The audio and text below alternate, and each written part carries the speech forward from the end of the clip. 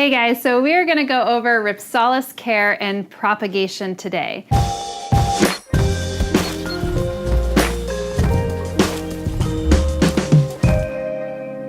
Now, Rhipsalis are jungle cactus, and when we think of cacti, we often think of those prickly kind that live in desert-like sandy conditions, much like the ones that I have over here.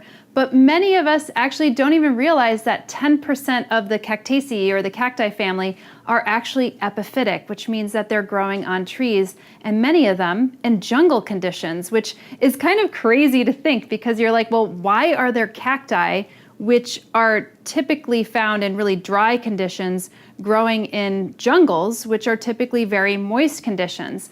But when plants start to grow epiphytically on other trees, for instance, or epipetrically, which some of the Rhipsalis actually grow, which I know that's $1 million word, but that just means growing on rocky outcrops or rocks, they actually experience drier conditions. And the rain comes down through the forest canopy, it doesn't stay on the tree for very long, and then all of a sudden you have this really dry period. So you start to see epiphytic plants actually developing more of these succulent leaves. If you remember my Hoya care and propagation video, which I will also link to, many of those are epiphytes, and much of my love for epiphytic plants started about 3 or 4 years ago when I was growing Hoya, which is when I started to grow more Rhipsalis, which is what you see here.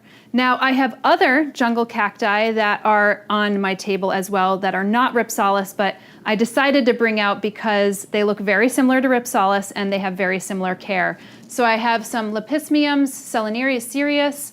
I have Schlumbergera. This is a very nice yellow golden kind that you are probably not familiar with, but you will be familiar with an Easter, Thanksgiving, or Christmas cactus because I feel like everybody's parent and grandparent had a Schlumbergera growing in their house. Hatoria, and I have a Pseudo-Rhipsalis, which looks very similar to a Rhipsalis and is near and similar to the same genus. Now, Rhipsalis is a type of plant that I personally love to grow. It's very easy to grow indoors, and it's also a very easy plant to collect. There are only around 38 species of Rhipsalis that are known, and it is a woefully understudied genus, unfortunately, and there's probably so much more that we can know about Rhipsalis, but 38 species is not a lot, and it's very easy for somebody like a houseplant enthusiast to collect. And I think I probably have somewhere between 25 and 26, 27 different types of species myself of Rhipsalis. The crazy thing to think about is that 29 of those species, more or less, actually are endemic to the country of Brazil. And endemic just means that they grow in Brazil and absolutely nowhere else. Now, unfortunately, many of those plants are threatened or vulnerable or endangered or even critically endangered in their native habitats. And you might already know the reason why. And if you don't, I will tell you that much of the forests in those areas of Brazil, which is in the southern part of Brazil, underneath the Amazon River basin, are just being destroyed left and right. So only 1% of that forest, which is part of the Atlantic forest of Brazil, actually remains in this day. So much of that Rhipsalis has probably gone endangered, or in some cases, many of the species could have even gone extinct. We just don't know.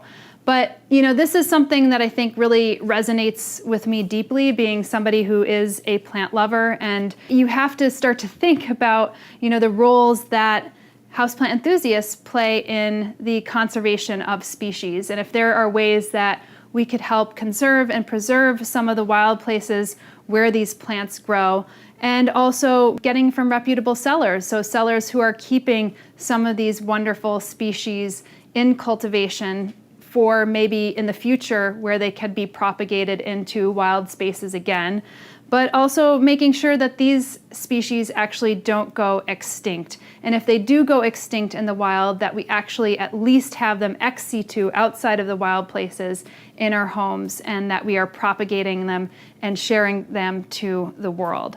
So after I just said my bit with that, let's go to kind of how these are growing. Many of these jungle cactus are actually epiphytic, which are growing in trees and under trees in the understories. So these plants are typically not in bright light conditions. Now, some of them I had mentioned are growing on rocky outcrops. So in the case of Rhipsalis curioides, which is this one right here, curioides in Latin just means a little bit more of a waxy appearance. So sometimes when you have wax on a cuticle, that actually helps prevent from water loss. So I would probably assume that this is growing in a little bit more sunny conditions than some of the ones that are growing epiphytically on trees in the jungle. Then you have more like Rhipsalis paradoxa, which has these kind of fattened stems, and this is also growing on rocky outcrops. Now, I don't know for sure, but this is Rhipsalis pentaptera, but you could see it has this really chunky, hard stem. It also has a little bit more of a waxy cuticle. I would guess, and this would just only be my guess, that this is growing in a drier condition, possibly also on rocky outcrops.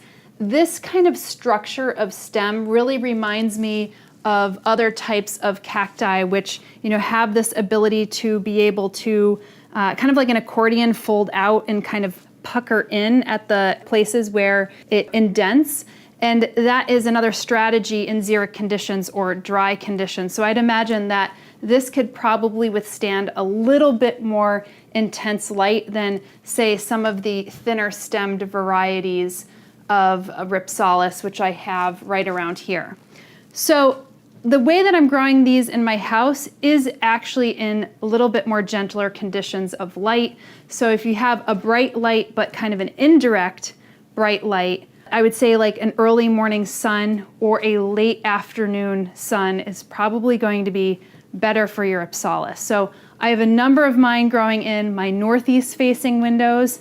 That again brings a lot of great gentle light in the morning. And then I have some pulled away from my southwest facing windows, so it gets like this nice gentle afternoon light, that kind of golden hour light that comes in towards the end and reaches further into the room.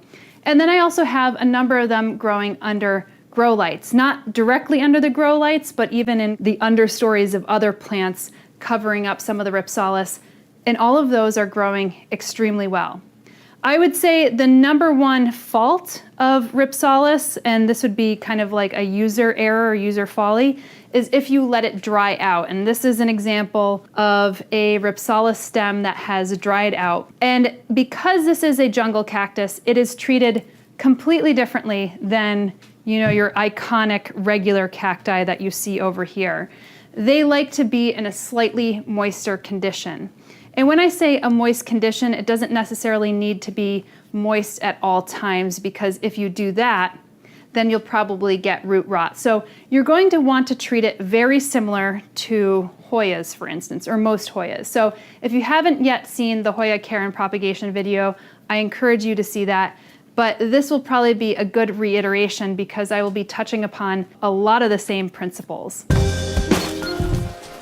One of those principles is, of course, substrate. So as I mentioned, these are growing epiphytically in the understories of trees. Some are also growing on rocky outcrops. So the type of substrate that I actually have these growing in is a little bit more of like a third kind of peaty mix, a third perlite, and a third orchid mix. So I have some Espoma products right here. I have the regular potting mix from Espoma. You could also get their cacti mix. And then I have their orchid mix, which has that kind of bark and charcoal and perlite. And then I also have extra perlite right here, which is a puffed volcanic stone. So it's those white things that look like little styrofoam balls, but they're not. It's puffed volcanic stone. So you get kind of this mix that looks a little bit like this. And what I've found from a lot of the Rhipsalis that I get from nurseries, so I actually just purchased a few of these. And if you look at what they are growing in, you could actually see that they have some bark, they have some peat, they have some perlite. So very similar to what I'm presenting here. They're not as barky as I typically like them. So if I start to repot these type of Rhipsalis up, then I'll probably give them a little bit more of this mixture, but it's not going to really divert much than from what the nursery grower is actually growing them in. And the reason why you want a little bit more of this kind of well-draining mixture is because you don't want their roots sitting in water. Their roots aren't going to be super extensive. You know, these are roots that are kind of like gripping onto maybe some moss or maybe some of the wood, in some cases in the cracks and crevices of rocky outcrops. And the ones that are growing a little bit more in rocky conditions, I would say that you could even add a little bit more like a bonsai mixture or something like that into your soil potting mix medium, just to kind of recreate a little bit more of that substrate that your type of Rhipsalis is actually growing in. Now, as far as fertilizing your Rhipsalis goes, it's very similar to any type of cacti fertilizer, but these plants are not heavy feeders. So I'll just be using like an Espoma cactus mix. So these are usually 1-2-2, for instance, so an NPK value of 1-2-2. And I would be fertilizing these on a quarterly basis. So it's nothing too intense. And again, that is really wonderful about Rhipsalis, is that they are the type of plant that really doesn't require a tremendous amount of care. Now, as I had mentioned, Rhipsalis has a possibility of drying out, and they get these kind of craggly brown stems. And this could happen for so many different types of reasons. One is if you're only watering in kind of one location and you're not getting all of the stems being watered very well, or if you just have too well draining of a mix and you're not watering it enough. Especially if you're growing some of these plants in a little bit more of a sunnier condition. So for instance, I have this Rhipsalis pentapteria growing a little bit closer to the high light conditions than comparatively to these. So this is one that I'm going to have to water just a little bit more, because you want to water it in relation to the light that you're actually giving it. The other reason that it might get dry bits is if you have it in too close of sun. So you might just start to see the stems of your Rhipsalis starting to get a little yellow, and then they could brown up very easily. Sometimes, however, I see the Rhipsalis, and you could see they have these kind of stems that branch out like this, and they just kind of get a little brown bit at the bottom, and then they just drop. This is actually how they propagate, which I will get to afterwards. So at first glance, I know what some of you might be thinking. Man, all of these Rhipsalis kind of look very similar, and you wouldn't be wrong if you actually said that. And I have to say that many taxonomists and botanists also feel the same way about Rhipsalis. And because it's an understudied plant, there has been a lot of confusion between the different types of species of Rhipsalis. And there are also different variations of species, so there's subspecies of species that look very similar to a completely different species. So it is hard to identify Rhipsalis, and I'll give you a good example. So this is Pachyptera, and you can see it has this kind of flattened stem. And then I have Rhipsalis oblonga, which also has another flattened stem. You can see it's a little bit more roughly along the edges. And then I have this one, which is Rhipsalis rhombia, which also has a very flattened stem. And kind of at like first glance, you could be saying, well, these kind of all look like the same species, or they could be a variation or even a subspecies of one another. It is challenging to actually identify Rhipsalis by sight alone. So many taxonomists and botanists actually do it on the cellular level. And when you're doing it on the cellular level, which again is so not practical for the hobbyist or the houseplant enthusiast, but I just want you to know that from an epidermal level, everything from the stomata, which is the pores in which these plants breathe from, are situated differently on the stem itself, which is so cool. Like some of the cells are even shaped in different ways. The calcium oxalate crystals, which are called druses, are situated in certain different kinds of ways, and calcium oxalate crystals are often used in order to be able to disseminate and dissipate light within the actual stem or the leaf of the plant. So all these different things are what helps distinguish Rhipsalis from one another. But unfortunately, as I had mentioned, as a whole, the genus is woefully understudied. So there's probably still so much that we don't know about this genus. The other thing you might say is like, how can this be considered a cactus? Because it looks nothing like the traditional cacti forms. And again, this goes back to understanding a little bit more of the structure of a cactus. So some of you may already know that cacti don't actually have leaves. This is just a modified stem, and that stem is used for water storage, and it's also used for photosynthesis. So it has chlorophyll production that is actually happening here. This one is a grafted cactus. So because this top cactus, Gymnocalycium I believe it is not green, it has been grafted onto a dragon fruit cactus, Hylocereus, and that is where it actually gets its chlorophyll production. But I brought this one out in particular because you'll see that this flower is growing out of something called an areole, and an areole is actually where trichomes or flowers, where the prickles of a cacti actually come out of. And if you come up closer to some of these, you will see that these have very similar characteristics to cacti, even though they look very different. So even though this looks like a leaf, I'm going to give you $1 million word here, this is a phylloclade, which is a modified stem that looks like a leaf and acts like a leaf. So again, this is for water storage and also for chlorophyll synthesis. But you'll notice that some of these flowers and berries, you'll see that this one's starting to germinate, has a little berry right here. So you're starting to see very similar anatomy to the traditional cacti that we all kind of know, and also the jungle cacti. And so this is how you can actually differentiate them and tell that they are part of the same family. Additionally, there are other things at cellular level that you could see that it belongs to the cactus family. But again, these are things that, as a houseplant enthusiast and a houseplant hobbyist, these are things that you kind of don't necessarily need to go into, but they're always nice to know, especially if you have a trivia that you're playing with your other houseplant friends. So Rhipsalis bloom at all different parts of the year. A lot of them happen to be in the fall and the winter months, but I actually have some in bloom now. Also, I have a Rhipsalis pilocarpa. It has these very hairy stems, and mine is in bloom right now, and it also has its berries. And the berries typically could be white, they could be red, they could be yellow, they could be black. They're all really different colors.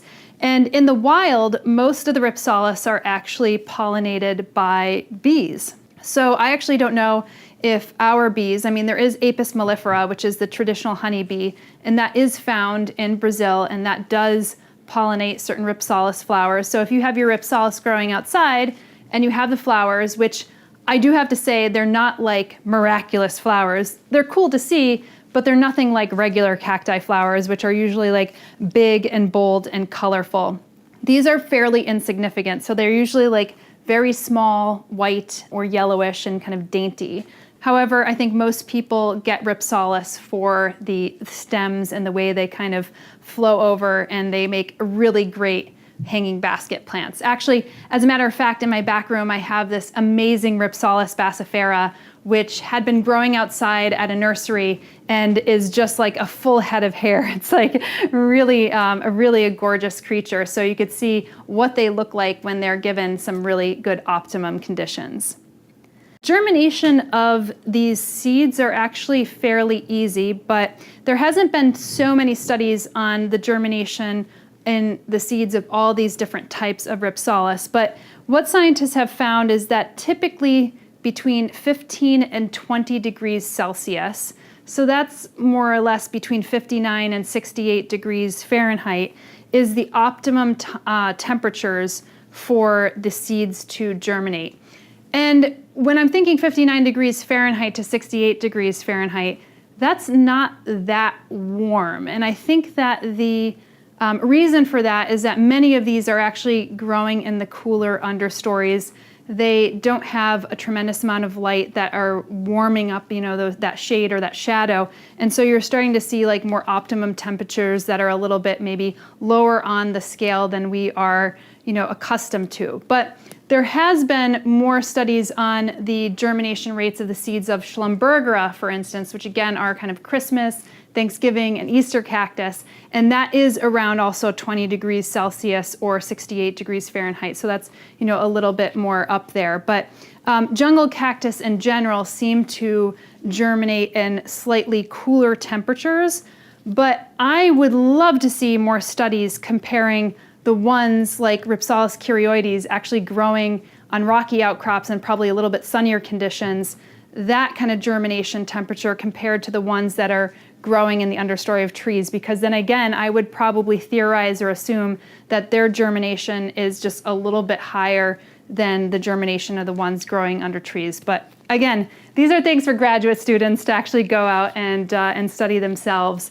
And I think, share again with the houseplant community, because inquiring minds actually want to know.